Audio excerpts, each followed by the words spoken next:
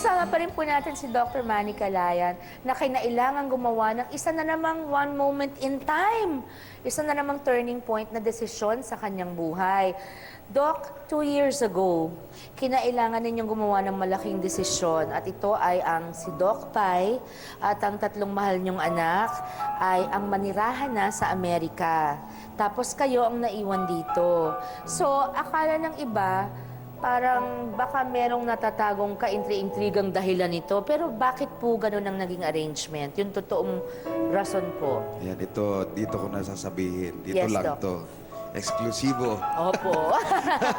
Hindi. Kasi Sharon, noong 2010, ayun, si doktora kasi na-diagnose ng isang sakit na tinatawag na adrenal fatigue syndrome. Adrenal Fatigue syndrome. So, ibig sabihin, nagloko lahat yung hormone system niya sa kaka-diet. Saka, Jejeta. Yan ang Jejeta. sinasabi ko eh. Mabuti ng mataba na kung mataba. Ayun nga, nagkasakit siya na sabi nung doktor doon, she has to stay there muna for a while. So this is the truth. Yeah, It's not about just your eldest daughter wanting to go to school there. and Yeah, then, yeah. Hindi yun sa hiwalay na kami. Nasira daw yung mukha ni Doktora Pai sa Sa surgery. pictures naman hindi eh. Kaya nga, di ba? Oo, may pictures naman. Yeah, so napagpasyahan namin and with Lord's guidance na mag-aral na doon yung mga bata since gusto rin naman nila doon. So at ayun, doon na rin kami nagkaroon ng lakas ng loob na magtayo din ng isa pang branch doon. How often po do you go to visit them? Ngayon, siguro mga every 2 months. Oo, dahil mahirap naman yung mas Ang matagal hirap, pa doon. Ang hirap, Oo. sobra. Paano niyo po pinupunan yung pagkakamiss niyo sa isa't isa pag nakikita kayo doon? Lalo't may sakit si Doktora Pai. Ngayon, awa naman ng Diyos, Sharon, magaling na siya. She's getting better and better. She's better. She's she's okay Healed. na. She's okay healed na. She's totally healed na. And So then, there's absolutely nothing wrong with her face. nothing wrong with her face. Nothing that even this sickness affected, walang na-distort, walang ganyan, Walang nadulot nadis- nito, yeah, yeah. nothing at all. Ang nangyari kasi noon, yung sakit niya, yung adrenal na yun, magiging kang manas eh. Kumbaga, bloated. Bloated pa siya nun, ah. Bloated. Ang payat oo. ni Doc, okay. Hindi, nag-bloat siya noong 2010. Tapos may mga... Parang ako, bloated ako.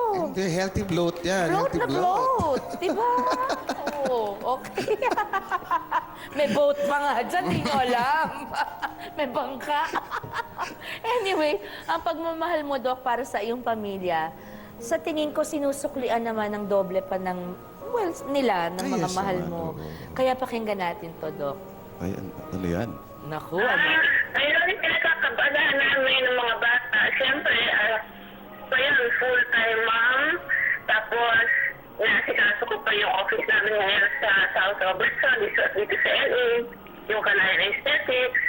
And, siyempre, alam mo naman dito, walang need or walang mga alalay ka talaga. Kaya ako lahat talaga, from cooking, cleaning, everything. Kaya ako lang yung nabimiss namin, yung pagka-nakwasera niya, kasi every Friday, Saturday, and Sunday, nung nandiyan kami sa Manila, talagang kahit gano'n kami ka-busy, siguradong kasi yun, nandun tayo sa sine, kumain tayo sa labas, miss ko yung usual na pag lumalabas kami, wala akong ka-holding hands, saka yung mga usual, hindi man miss pag-asawa, yun, ako nakakamiss talaga yan. So, happy advance day, and alam ko lang magkakasama kami dito for Father's Day unless mag-iba yung plan. Pero look forward to that occasion. Sharon, may God bless you and your family, more power, and you deserve the best. Lahat nandito lang kami para sa iyo. To God lang bahala sa detractors. So, love you.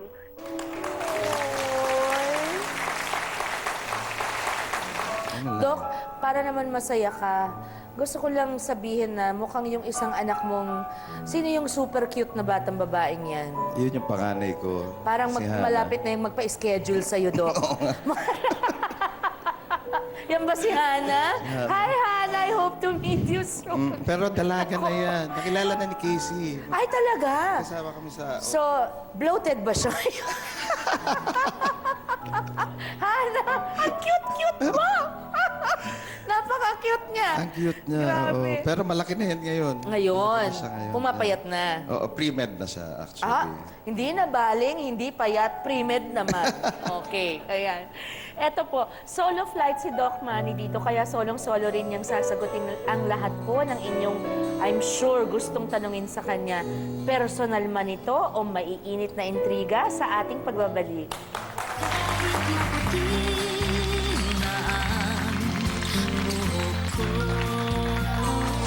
Doc, bakit naiintriga kayo na kayo daw ay isang bading?